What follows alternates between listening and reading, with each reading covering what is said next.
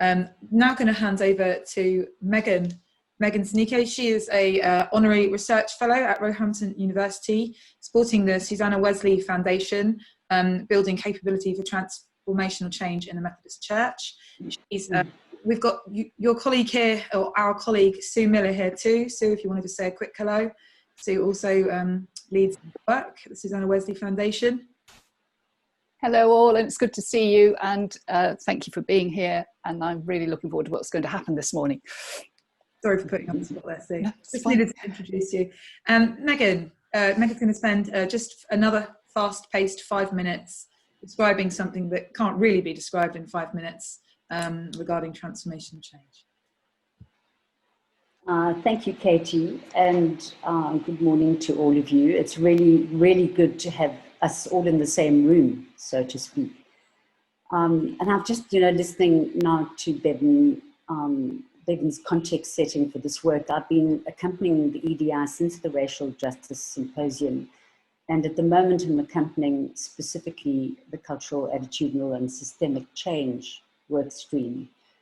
And, with the invitation to talk about what we mean by systemic transformation, at the moment, as Bevan pointed out, we're awash with the language of systems.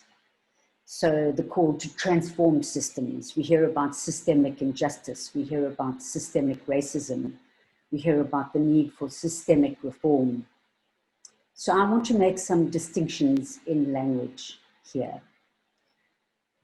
The way we, in this work stream and as EDI, are using the word systemic transformation, it refers to a worldview, actually.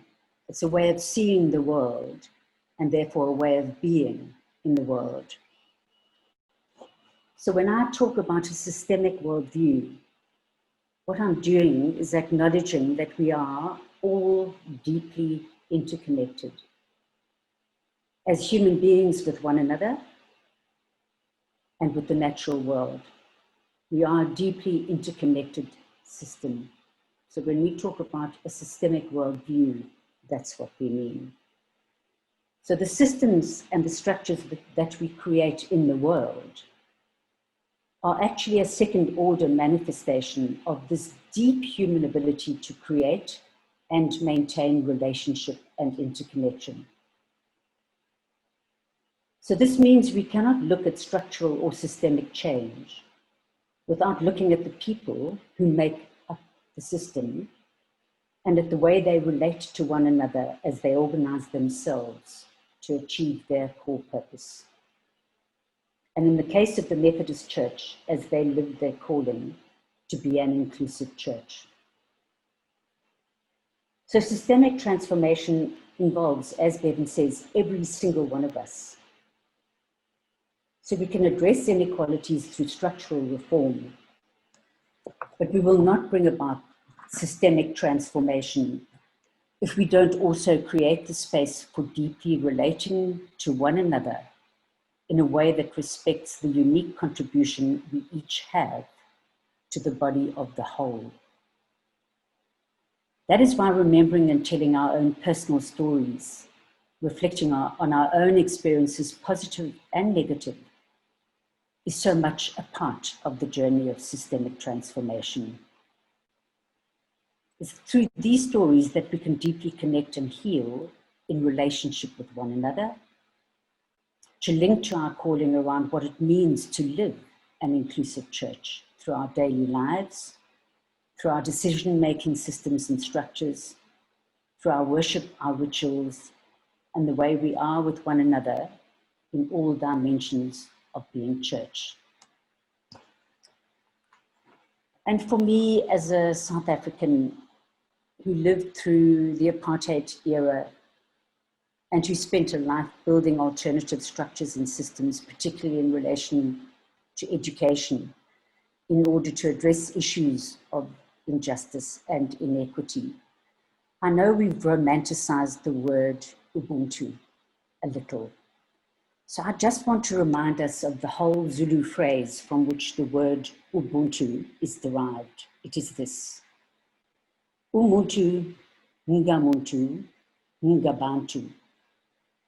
which literally means that a person is a person through other people. What this worldview calls for is learning how to live in genuine mutual coexistence, where each of us is able to bring our unique contribution to flourishing ourselves in the context of the whole. And it means living the essential virtues of compassion and humanity. This is what systemic transformation means in the context of that work stream and of our work together. So I very much look forward to embarking on the journey with all of you and to hearing the stories of Ramona and Bevan and Nigel as they speak their truths. And I'll hand over to Katie to introduce the storytellers for today. Thank you. Thank you, Megan. Thank you again for a really thoughtful, concise overview of something that's extremely complex, but actually on the surface that we're all part of.